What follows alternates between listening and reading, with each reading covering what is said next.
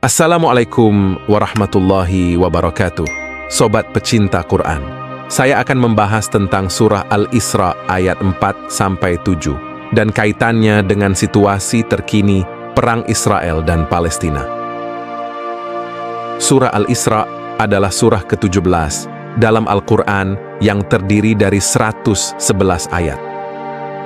Surah ini dinamai Al-Isra yang berarti perjalanan malam, karena di awal surah ini Allah Subhanahu wa Ta'ala menceritakan tentang peristiwa Isra Mi'raj, yaitu perjalanan malam Nabi Muhammad sallallahu alaihi wasallam dari Masjidil Haram ke Masjidil Aqsa dan kemudian naik ke langit untuk bertemu dengan Allah Subhanahu wa Ta'ala.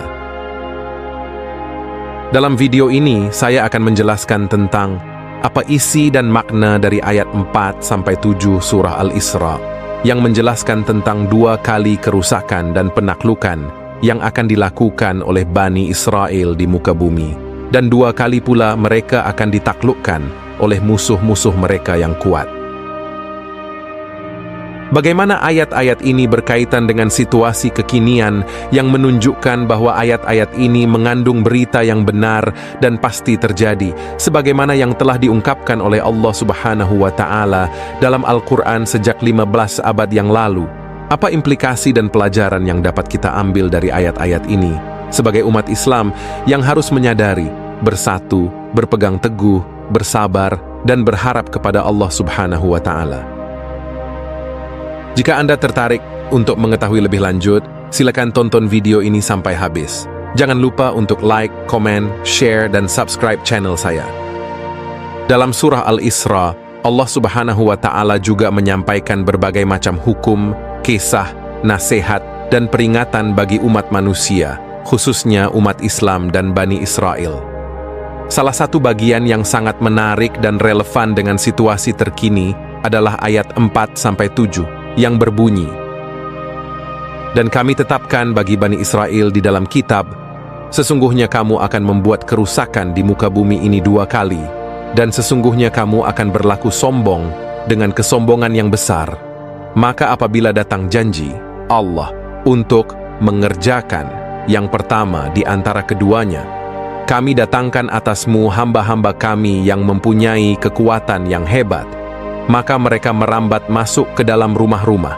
Dan ingatlah, janji itu adalah suatu janji yang pasti terjadi. Kemudian kami kembalikan kepadamu kelebihan atas mereka, dan kami tolong kamu dengan harta dan anak-anak, dan kami jadikan kamu lebih banyak. Kami berfirman, jika kamu berbuat baik, maka kamu berbuat baik bagi dirimu sendiri, dan jika kamu berbuat jahat, maka kerusakan itu bagi dirimu sendiri.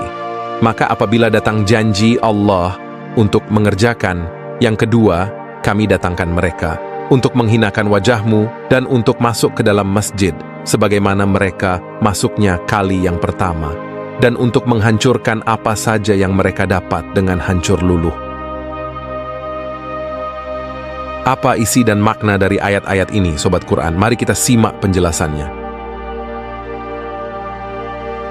Ayat-ayat ini menjelaskan tentang 2 kali kerusakan yang akan dilakukan oleh Bani Israel di muka bumi, dan 2 kali pula mereka akan ditaklukkan oleh musuh-musuh mereka yang kuat. Ayat ini juga menegaskan bahwa segala perbuatan manusia akan kembali kepada dirinya sendiri, baik kebaikan maupun keburukan. Ayat ini juga mengandung isyarat tentang masa depan Bani Israel yang akan berkaitan dengan umat Islam dan Masjidil Aqsa. Bani Israel adalah keturunan Nabi Ibrahim alaihissalam dari jalur Nabi Ishaq alaihissalam dan Nabi Yaqub alaihissalam yang juga disebut dengan Israel. Mereka adalah umat pilihan Allah Subhanahu wa Ta'ala yang diberi banyak nikmat, anugerah, dan keistimewaan, seperti kitab Taurat, para nabi, tanah Palestina, dan lain-lain. Namun, mereka juga sering melanggar perjanjian, mengingkari nikmat, membunuh para nabi, menyembah berhala, dan membuat kerusakan di muka bumi. Allah Subhanahu wa Ta'ala telah menetapkan bagi mereka di dalam kitab, yaitu kitab Taurat dan Al-Quran, bahwa mereka akan membuat kerusakan di muka bumi ini 2 kali, dan sesungguhnya mereka akan berlaku sombong dengan kesombongan yang besar. Kerusakan dan kesombongan ini dapat berupa penyimpangan dari ajaran Allah Subhanahu wa Ta'ala, penolakan terhadap para nabi, pembunuhan terhadap orang-orang yang beriman, penindasan terhadap orang-orang yang lemah, pengerusakan terhadap tanah dan bangunan, dan lain-lain. Allah Subhanahu wa Ta'ala juga telah menjanjikan bahwa apabila datang waktu untuk mengerjakan yang pertama di antara keduanya, yaitu kerusakan dan penaklukan yang pertama, maka Allah Subhanahu wa Ta'ala akan mendatangkan atasmu hamba-hambanya yang mempunyai kekuatan yang hebat, yaitu musuh-musuh Bani Israel yang akan mengalahkan, menaklukkan, dan menghukum mereka atas kejahatan-kejahatan mereka. Mereka akan merambat masuk ke dalam rumah-rumah, yaitu rumah-rumah Bani Israel, dan mengambil apa saja yang mereka inginkan. Dan janji Allah Subhanahu wa Ta'ala itu adalah suatu janji yang pasti terjadi, yaitu tidak akan berubah atau batal. Kemudian Allah Subhanahu wa Ta'ala akan kembalikan kepadamu kelebihan atas mereka, yaitu Allah Subhanahu wa Ta'ala akan memberikan kembali kepada Bani Israel kekuasaan, kekayaan, keturunan, dan jumlah yang lebih banyak dari musuh-musuh mereka sebagai ujian dan kesempatan bagi mereka untuk bertaubat dan berbuat baik. Allah Subhanahu wa Ta'ala juga akan tolong kamu dengan harta dan anak-anak, yaitu Allah Subhanahu wa Ta'ala akan memberikan kepada Bani Israel harta yang banyak dan anak-anak yang syalih sebagai nikmat dan karunia bagi mereka yang bersyukur dan beriman. Allah Subhanahu wa Ta'ala juga berfirman, "Jika kamu berbuat baik, maka kamu berbuat baik bagi dirimu sendiri, dan jika kamu berbuat jahat, maka kerusakan itu bagi dirimu sendiri." Ini adalah suatu prinsip yang berlaku bagi semua manusia, bahwa segala perbuatan manusia akan kembali kepada dirinya sendiri, baik kebaikan maupun keburukan. Jika manusia berbuat baik, maka ia akan mendapatkan pahala, kebaikan, dan kebahagiaan dari Allah Subhanahu wa Ta'ala. Jika manusia berbuat jahat, maka ia akan mendapatkan dosa, keburukan, dan kesengsaraan dari Allah Subhanahu wa Ta'ala. Tidak ada yang akan menanggung beban orang lain, dan tidak ada yang akan mendapatkan hasil dari usaha orang lain. Maka apabila datang janji Allah untuk mengerjakan yang kedua, yaitu kerusakan dan penaklukan yang kedua, maka Allah Subhanahu wa Ta'ala akan mendatangkan mereka, yaitu musuh-musuh Bani Israel yang lain, untuk menghinakan wajahmu, yaitu untuk menurunkan martabat dan harga diri Bani Israel, dan untuk masuk ke dalam masjid, yaitu masjid yang suci dan mulia, yaitu Masjidil Aqsa, sebagaimana mereka masuknya kali yang pertama, yaitu masuk ke dalam masjid, yaitu masjid yang suci dan mulia, yaitu Masjidil Aqsa, sebagaimana mereka masuknya kali yang pertama, yaitu dengan cara yang kasar, sombong, dan merusak. Dan untuk menghancurkan apa saja yang mereka dapat dengan hancur luluh, yaitu untuk menghancurkan bangunan, harta, nyawa, dan agama Bani Israel dan umat Islam dengan cara yang kejam, biadab, dan zalim. Bagaimana ayat-ayat ini berkaitan dengan situasi pembantaian rakyat Palestina oleh Israel hari ini? Mari kita simak keterkaitannya. Para ulama tafsir berbeda pendapat tentang kapan dan bagaimana dua kali kerusakan dan penaklukan yang dimaksud dalam ayat ini terjadi. Ada yang mengatakan bahwa yang pertama terjadi pada zaman Nabi Daud alaihissalam dan Nabi Sulaiman alaihissalam, ketika Bani Israel berkuasa dan berlaku sombong, lalu mereka ditaklukkan oleh Babilonia yang menghancurkan Baitul Maqdis dan membawa mereka ke dalam pembuangan. Yang kedua terjadi pada zaman Nabi Isa, ketika Bani Israel menolak dan mengingkari risalahnya, lalu mereka ditaklukkan oleh Romawi yang juga menghancurkan Baitul Maqdis dan membubarkan mereka ke seluruh dunia. Ada juga yang mengatakan bahwa yang pertama terjadi pada zaman Nabi Musa alaihissalam, ketika Bani Israel menyembah sapi emas dan membunuh para nabi, lalu mereka ditaklukkan oleh Fir'aun dan pasukannya. Yang kedua terjadi pada zaman Nabi Muhammad SAW ketika Bani Israel menentang dan memerangi beliau dan umat Islam, lalu mereka ditaklukkan oleh pasukan Muslim yang dipimpin oleh Umar bin Khattab radhiyallahu anhu yang membebaskan Masjidil Aqsa dan Palestina dari tangan Romawi.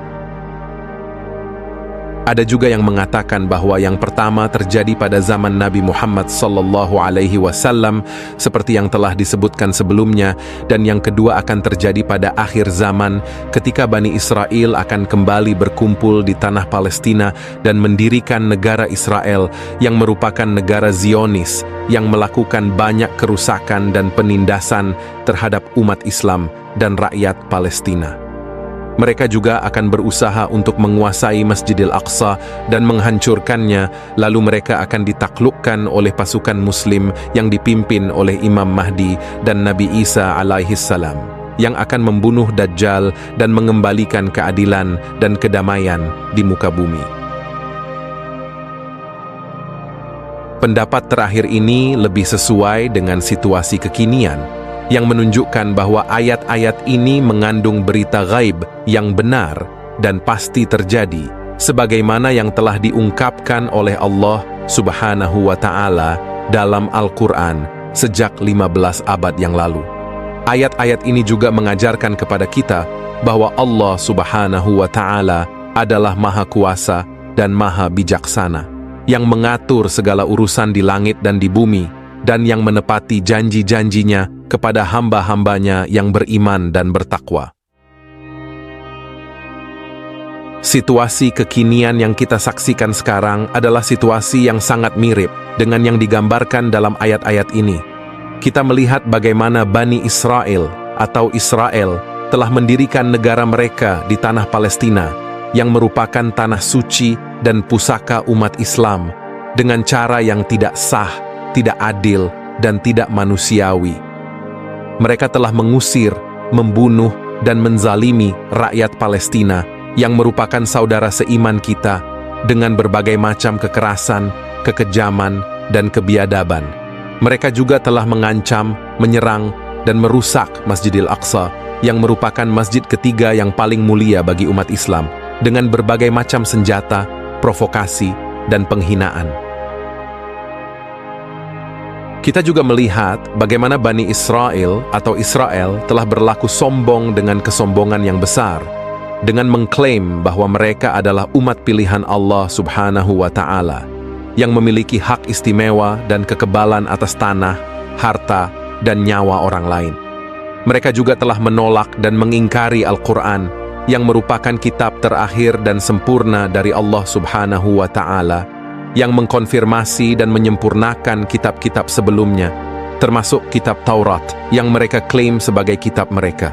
Mereka juga telah menentang dan memusuhi umat Islam, yang merupakan umat terakhir dan terbaik dari Allah Subhanahu wa Ta'ala, yang mengikuti risalah dan teladan Nabi Muhammad SAW, yang merupakan Nabi terakhir dan terbaik dari Allah Subhanahu wa Ta'ala, yang juga merupakan Nabi bagi mereka. Kita juga melihat bagaimana Bani Israel atau Israel telah membuat kerusakan di muka bumi dengan berbagai macam cara, seperti menyimpang dari ajaran Allah Subhanahu wa Ta'ala, membunuh para nabi dan orang-orang yang beriman, menindas orang-orang yang lemah, menghancurkan tanah dan bangunan, menyebarkan fitnah dan kekacauan, dan lain-lain. Mereka juga telah melakukan propaganda dan program-program sosial yang sebenarnya hanya bertujuan untuk menguatkan posisi dan kepentingan mereka, bukan untuk menyebarkan kebaikan dan kesejahteraan bagi seluruh manusia. Kita juga melihat bagaimana Bani Israel atau Israel telah mendapatkan dukungan dan bantuan dari berbagai negara dan kekuatan dunia yang juga bersekutu dan bersahabat dengan mereka, seperti Amerika, Inggris, Kanada, dan sebagian negara Eropa. Mereka juga telah memiliki kekuatan ekonomi, politik, militer, dan media yang mereka gunakan untuk mempertahankan dan memperluas kekuasaan dan pengaruh mereka, serta untuk menekan dan menghalangi perjuangan dan aspirasi umat Islam dan rakyat Palestina. Namun, kita juga harus yakin dan optimis bahwa semua ini adalah bagian dari rencana dan kehendak Allah Subhanahu wa Ta'ala yang telah menjanjikan bahwa apabila datang waktu untuk mengerjakan yang kedua, yaitu kerusakan dan penaklukan yang kedua, maka Allah Subhanahu wa Ta'ala akan mendatangkan musuh-musuh Bani Israel yang lain yang akan mengalahkan, menaklukkan dan menghukum mereka atas kejahatan-kejahatan mereka. Mereka akan menghinakan wajah dan martabat Bani Israel, dan mereka akan masuk ke dalam Masjidil Aqsa, sebagaimana mereka masuknya kali yang pertama, dan mereka akan menghancurkan apa saja yang mereka dapat dengan hancur luluh. Siapakah musuh-musuh Bani Israel yang akan datang itu? Bagaimana cara mereka akan masuk ke dalam Masjidil Aqsa?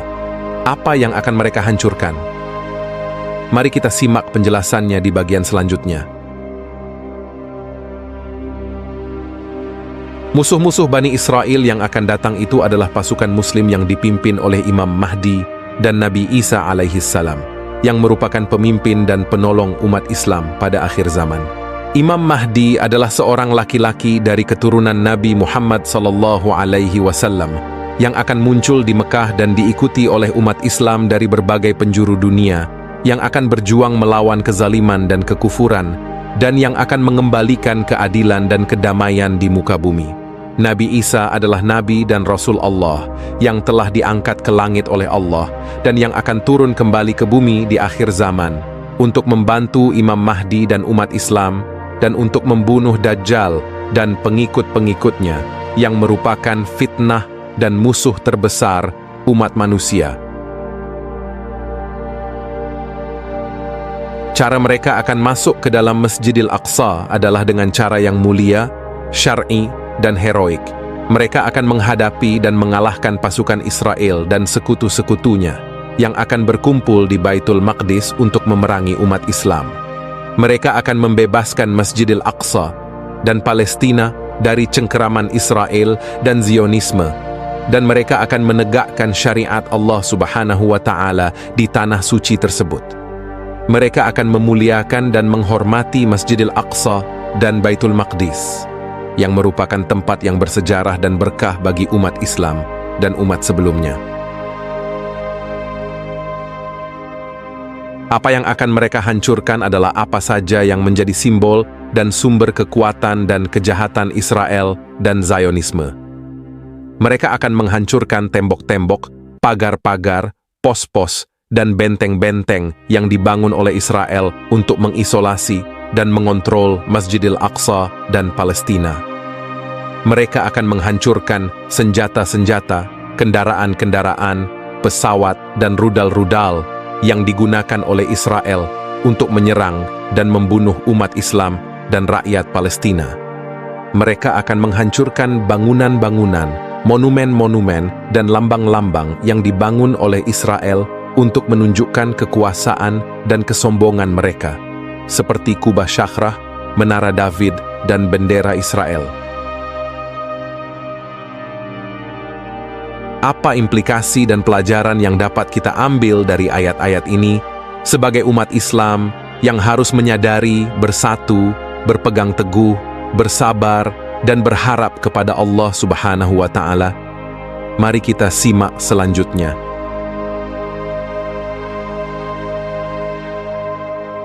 Ayat-ayat ini memiliki banyak implikasi dan pelajaran bagi umat Islam. Di antaranya adalah umat Islam harus menyadari bahwa Bani Israel adalah musuh yang nyata dan berbahaya, yang memiliki agenda dan strategi untuk menghancurkan umat Islam dan menguasai tanah suci Palestina. Umat Islam tidak boleh tertipu oleh propaganda dan program-program sosial yang mereka lakukan, yang sebenarnya hanya bertujuan untuk menguatkan posisi dan kepentingan mereka. Umat Islam harus bersatu dan solidaritas dalam membela hak-hak dan kehormatan umat Islam, khususnya di Palestina dan Masjidil Aqsa, yang merupakan tanah suci dan pusat peradaban Islam. Umat Islam tidak boleh terpecah belah dan saling bermusuhan, karena hal itu hanya akan melemahkan dan menguntungkan musuh-musuh Islam. Umat Islam harus berpegang teguh kepada Al-Quran dan Sunnah yang merupakan sumber hukum, petunjuk dan kebenaran. Umat Islam harus mengikuti teladan Nabi Muhammad SAW yang merupakan pemimpin, suri tauladan dan rahmat bagi seluruh alam. Umat Islam harus menghidupkan kembali semangat jihad dan dakwah yang merupakan kewajiban dan tanggung jawab setiap muslim. Umat Islam harus bersabar dan berharap kepada Allah Subhanahu wa Ta'ala yang merupakan pelindung, penolong, dan pemberi kemenangan. Umat Islam harus berdoa dan beristighfar yang merupakan senjata dan perlindungan setiap muslim. Umat Islam harus yakin dan optimis bahwa Allah Subhanahu wa Ta'ala akan menepati janjinya dan bahwa akhirnya adalah untuk orang-orang yang bertakwa.